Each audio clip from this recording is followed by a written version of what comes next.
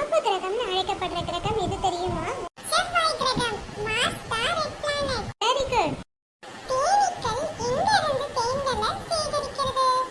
மலர்கள், இலைகள், காய்கள், விதைகள். மலர்கள்ல இருக்க சாறு மூலமா தான் தேனீக்கள் சேகரிக்கிறது.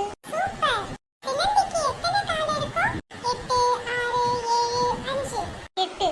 அத 8 கால் பூச்சின்னு கூட சொல்லுவோம். ஆமா ஆமா. எந்த விலங்கு நின்னுக்கிட்டே தூங்கும், நின்றபடியே தூங்கும் விலங்கு எது? நாய், குதிரை, பூனை, முயல்.